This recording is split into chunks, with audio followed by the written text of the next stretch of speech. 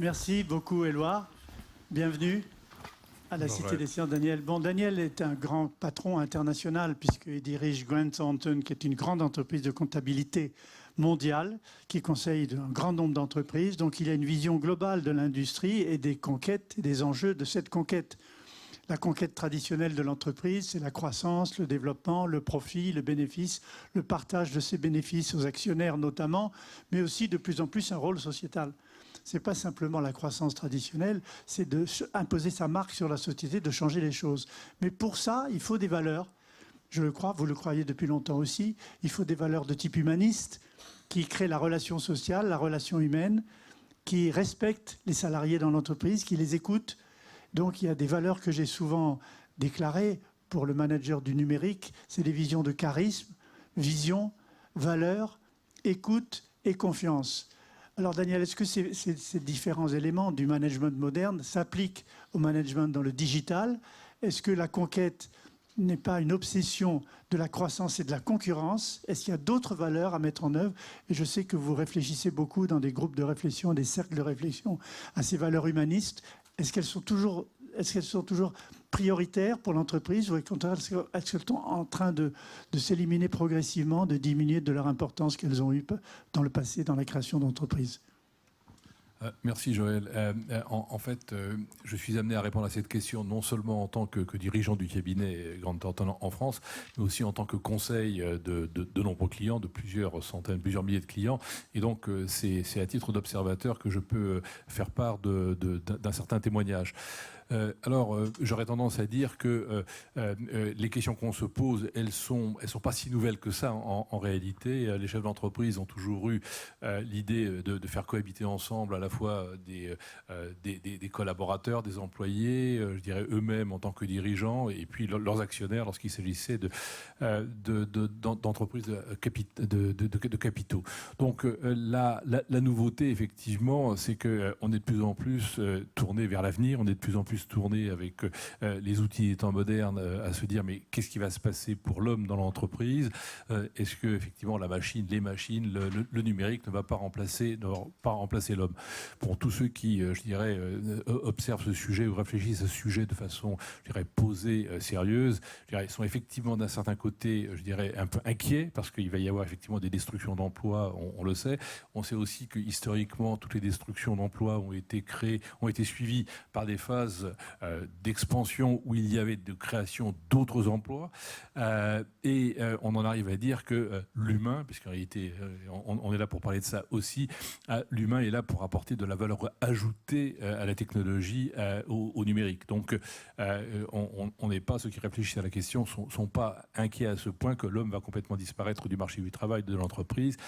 On est plutôt là à réfléchir à comment lui trouver un sens, un positionnement autour, au-delà de la technologie, je dirais, pour que sa valeur ajoutée s'exprime pleinement. Alors justement, je voudrais vous poser une question qui est un peu presque confidentielle. Je sais que vous participez à pas mal de réseaux de réflexion humaniste, éthique, philosophique, sur la morale du futur. Et ma question, tout le monde sait à quoi je fais référence, je suppose. Est-ce que vous pourriez dire quelle est l'influence de ces réseaux dans l'entreprise moderne? Est-ce que c'est considéré comme une référence du passé? Ou au contraire, est-ce qu'ils jouent un rôle de plus en plus important pour inspirer les patrons d'entreprise et même les politiques? J'aurais tendance à dire de l'observation que je peux faire sur le panel d'entreprises que je connais, c'est que précisément la pression qu'il y a aujourd'hui sur les entreprises conduit les chefs d'entreprise et les leaders d'opinion dans les entreprises à aller chercher de la réflexion, à aller chercher du sens en dehors de l'entreprise, soit dans la littérature, soit dans les groupes de réflexion. Mais ils ont besoin en réalité d'aller chercher de quoi freiner le temps de l'entreprise. Parce qu'en réalité, il y a deux facteurs aujourd'hui dans l'entreprise qui sont réellement oppressants. C'est d'une part le rythme auquel les choses se délivrent, se fabriquent, vont vers les clients, et d'autre part cette fameuse financiarisation qui est directement liée à ce problème de rythme auquel vivent les entreprises et qui crée véritablement une pression sur le chef d'entreprise. Donc le chef d'entreprise ou les dirigeants d'entreprise ont besoin de trouver de quoi, je dirais, prendre un peu de repos, je veux dire un peu de recul et ramener du sens dans l'entreprise. Je pense que c'est pas demain qu'on écartera, je dirais, la financiarisation ou du moins la recherche de profit, mais peut-être qu'on trouvera les moyens pour en assurer un meilleur partage. Et d'ailleurs, je rappelle que la recherche du profit fait partie du Code civil. Dans le Code civil, il est dit qu'on met de l'argent ensemble, on met des ressources en commun pour partager les profits de l'entreprise. Donc, cette notion a toujours existé. Ce qui est véritablement nouveau, c'est que, y compris l'argent est devenu une marchandise, y compris l'entreprise est devenue une marchandise, et tout ça dans un monde qui n'est plus borné par des frontières. Ce que je dis d'ailleurs sont des banalités, mais c'est une réalité qui pèse sur les entreprises. Aujourd'hui, la borne et la frontière de l'entreprise, c'est le globe. Et donc, cette financiarisation qui se traduit par une concurrence, une compétition absolument acharnée, pas uniquement des grandes entreprises, des petites entreprises, est quelque chose qui devient insupportable. J'étais ce matin avec un de mes associés, je le vois arriver en complet 3 pièces. Je lui dis, mais qu'est-ce que tu fais? Non, il vient en scooter, lui.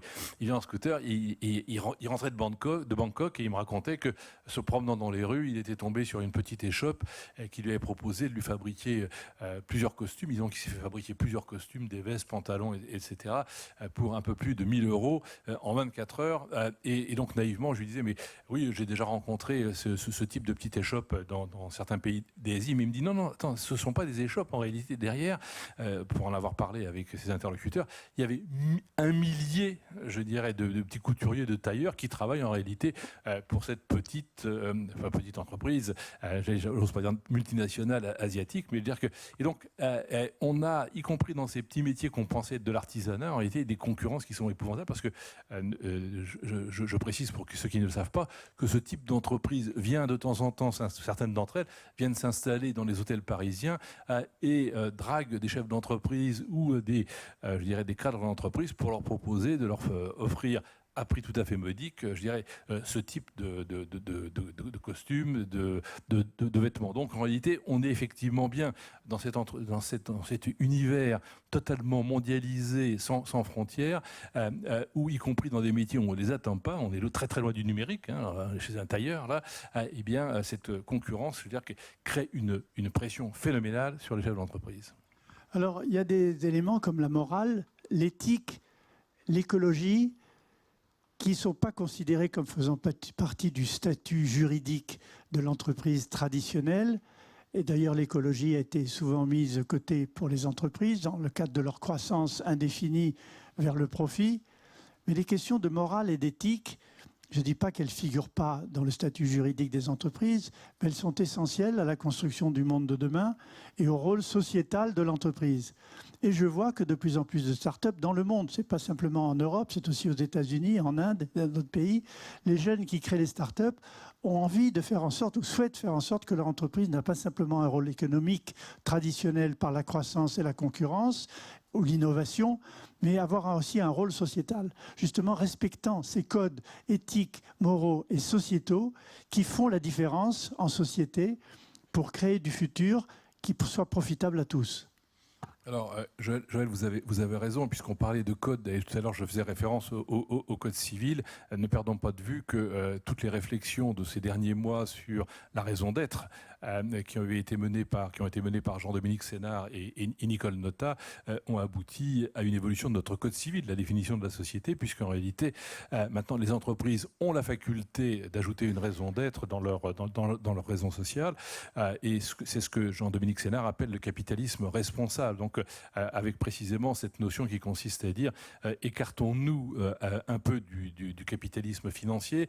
On n'est pas dans le capitalisme à l'anglo-saxonne, on n'est pas dans le capitalisme rénan, mais dans un capitalisme qualifié de responsable, je dirais plutôt à la française, qui est plus proche d'ailleurs du capitalisme rénan que du capitalisme anglo-saxon, mais qui consiste à donner du sens à ce que l'on fait. Et lorsque l'on met ensemble les réflexions qui existent dans l'entreprise vis-à-vis des équipes, vis-à-vis des collaborateurs, des salariés, à savoir ce qu'on appelle aujourd'hui la marque employeur, c'est comment est-ce que l'on donne du sens pour embarquer ces équipes et pour répondre à toutes les questions qui ont été posées dans les débats antérieurs. Donc ça, c'est vis-à-vis des équipes, équipes. Marque employeur, c'est comment est-ce que l'on donne du sens plutôt aux clients. C'est la promesse de marque. Hein, c'est le brand, tout ce qui est derrière le concept du branding à l'anglo-saxonne, la brand promise, et plus globalement donner du sens à l'entreprise et à ses différentes parties prenantes, c'est-à-dire non seulement les parties prenantes internes, mais aussi les parties prenantes extérieures, les fournisseurs, les clients, les banquiers et les autres tiers. C'est donc toute cette partie de la raison d'être. Et donc ces trois constituantes, raison d'être, promesse de marque et marque employeur, sont de nature, lorsqu'elles sont combinées, elles sont bien combinées, elles sont bien gérées par une direction générale, permettent de redonner du sens, prendre un peu de recul par rapport à l'immédiateté que le numérique conduit, amène dans la gestion des entreprises, de prendre du recul et de se poser un peu et redonner un peu de valeur à ce que l'on fait. Alors, redonner du sens, comme vous le dites très bien, pour une génération, c'est un changement complet de leurs attitudes traditionnelles du business as usual, donc au-dessus de 50 ans, disons. Par contre, pour les générations montantes, ceux des startups, ceux de la volonté de donner un rôle sociétal à leurs entreprises, c'est pas un changement d'attitude, c'est un développement d'une idée de base qui leur a conduit à créer leur entreprise. Donc il y a vraiment un problème générationnel, me semble-t-il, entre les au-dessus de 50 ans, ou peut-être 45 ans, j'en sais rien, et les générations montantes, qui, dès le départ, ont dans leur esprit la création d'une entreprise sociétale qui change la société et qui ne fait pas seulement de la croissance. Vous venez de le dire pour la génération d'au-dessus. Comment vous voyez l'intégration dans les sociétés actuelles, dans le business as usual, de cette montée des plus jeunes pour changer l'entreprise vers la société? Est-ce que pour vous, c'est une concurrence, une compétition? Les jeunes que vous engagez dans vos grandes entreprises, vous les prenez pour aussi changer la société de l'intérieur, l'entreprise de l'intérieur, où il y a toujours une crainte qui déstabilise l'acquis déjà des salariés d'au-dessus de 50 ans ou 40 ans? Je pense que j'aimerais bien avoir une réponse facile et ramassée à donner. Malheureusement, je n'en ai pas. Il y a beaucoup de choses qui ont été exprimées jusqu'à maintenant, et notamment ce paradoxe qui fait que les jeunes veulent adhérer à un projet, veulent de l'authenticité, respectent l'excellence, veulent collaborer parce qu'ils aiment bien se retrouver autour du projet, attendent du respect de la part de leur père, mais aussi de leur hiérarchie, parce que les hiérarchies existent encore dans les entreprises. Tout ça pour matérialiser une valeur absolument profonde dans nos sociétés, qui est le respect de l'autre, la reconnaissance de l'autre et le respect de l'autre. Tout en étant malgré tout attaché à une certaine... On ne parle plus de gestion de carrière, mais malgré tout, on parle encore de nécessité d'avoir un revenu, et d'avoir un revenu, même si ce n'est pas l'élément central lorsqu'on recherche un travail et lorsqu'on rencontre des jeunes. Il n'empêche que, il y a malgré tout une concurrence sur les rémunérations qui fait que la donnée financière, contrairement à ce que j'ai pu entendre par-ci par-là, n'a pas totalement disparu, n'a pas disparu du tout dans, je dirais, ce que peuvent penser. C'est pas prioritaire, d'accord. On ne bâtit plus son avenir uniquement en fonction du revenu et puis de la perspective de devenir riche, c'est certainement, mais c'est malgré tout une donnée qui n'a pas disparu et qui rend la gestion des entreprises assez compliquée, puisqu'en réalité, on voit bien qu'il y a une pression sur les prix et sur les tarifs à l'embauche, quelles que soient les catégories, notamment dans des professions où il y a une pénurie de main-d'œuvre, une pénurie de collaborateurs, une pénurie de cerveau. Et tout ça dans un contexte où la mobilité, puisqu'on observe bien effectivement, j'ose pas dire un moindre attachement, mais je dirais une curiosité qui peut conduire les jeunes ou les plus jeunes à changer plus facilement de job. Tout ça d'ailleurs renchérit le coût de l'emploi, parce que on a aussi insisté beaucoup sur la nécessité de recruter des jeunes bien formés, mais de continuer à les former et de les accompagner dans l'évolution de leur carrière. Lorsque, je dirais, les plus jeunes, je dirais, passent d'un job à l'autre en dehors de l'entreprise, tout ça, je dirais, renchérit le coût de l'emploi et va poser des questions au coût de la formation dans l'entreprise. Alors vous qui avez une vision globale, au-delà des cultures de développement d'entreprise à l'échelle du monde, quelles sont, question difficile en fait, les 3 ou 5 valeurs humanistes que vous metteriez en avant pour promouvoir l'entreprise au-delà de sa croissance dans l'intérêt sociétal? Est-ce que vous pourriez le dire, vous qui réfléchissez beaucoup dans des cercles de réflexion sur ces sujets-là, quelles sont les 3 ou 5 valeurs fondamentales à mettre en avant? Alors, je sais qu'un industriel peut parler plus facilement, si j'ose dire, des valeurs que les politiques qui n'osent pas se référer à des valeurs parce qu'immédiatement, ça les fait être jugés en fonction de leurs appartenances spirituelles au-delà du politique. Mais vous, quelles seraient les 3 ou 5 valeurs fondamentales que vous voudriez mettre en avant?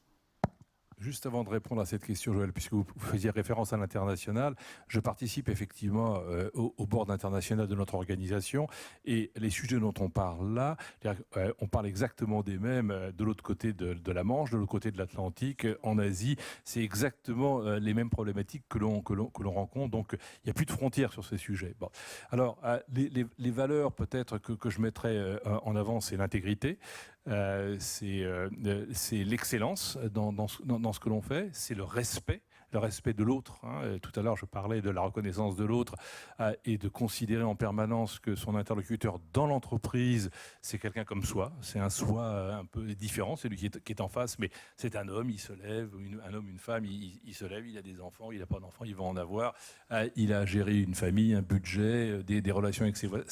C'est un être humain à part entière avec tous ses attributs. Donc, le respect de l'autre, c'est certainement la valeur que je mettrais en premier lieu. Donc, j'ai dit respect de l'autre, intégrité, excellence, collaboration, parce que pour gérer les projets en commun, et agilité, parce que effectivement, le monde dans lequel on est fait que on doit passer d'un sujet à l'autre, d'un métier à l'autre, d'une région à l'autre. Donc, il faut bouger. Intégrité, excellence, respect de l'autre, agilité, ce sont des valeurs fondamentales qui sont des valeurs aussi morales, des valeurs éthiques pour l'entreprise. Est-ce que vous auriez tendance, ou pas du tout, ou ce n'est pas dans le rôle de l'entreprise, de faire référence à des valeurs de nature spirituelle? Je ne parle pas des natures de valeurs spirituelles religieuses, je parle d'une spiritualité laïque qui montre que dans la spiritualité existent des moteurs de rapprochement de l'autre, des moteurs de valorisation d'entreprise au-delà de la croissance économique. Est-ce que vous avez une crainte, ou vous sentez une crainte dans l'entreprise de faire référence à des valeurs de nature spirituelle? Ce que vous avez dit est parfait, mais c'est moral et éthique traditionnel. Spirituel, c'est plus engageant.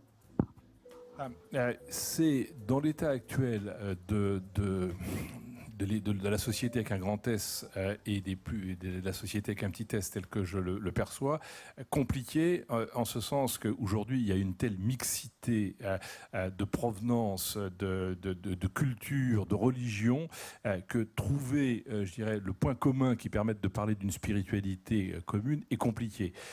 Le sujet est sensible aujourd'hui dans le débat politique et sociétal que l'on a. Le point commun, encore une fois, qui me paraît, je dirais, véritablement fédérateur dans l'entreprise, c'est l'autre.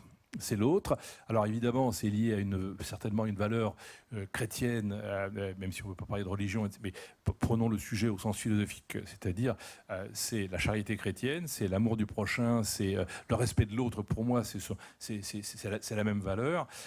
C'est prendre en considération que, en fait, nous ne sommes que des hommes qui sont en relation avec d'autres hommes. Alors quand je dis homme, c'était avec un grand H, et les dames voudront bien m'excuser, ça inclut les deux sexes. C'est effectivement la prise en considération de l'autre, c'est pour moi, c'est l'élément fondamental. C'est pas uniquement d'ailleurs la prise en considération, c'est la gestion de la relation humaine. Et le fait de parler de gestion me gêne un peu aussi, parce que ça pourrait vouloir dire que c'est un peu artificiel, mais je veux dire qu'il doit émaner du fond de la personnalité des acteurs de l'entreprise, et notamment des dirigeants de l'entreprise, une volonté d'aller vers l'autre et d'intégrer l'autre dans les décisions que l'on prend. Alors dans cette gestion, il y a notamment la gestion de la parité dans les entreprises à l'échelle traditionnelle, à l'échelle internationale. Comment vous, qui êtes un observateur du monde, vous voyez l'approche chinoise, pour simplifier, l'approche européenne et l'approche américaine aujourd'hui dans le respect de l'autre comme salarié de l'entreprise dans laquelle on travaille, et le respect des conditions de la parité? Chinois, européens, américains.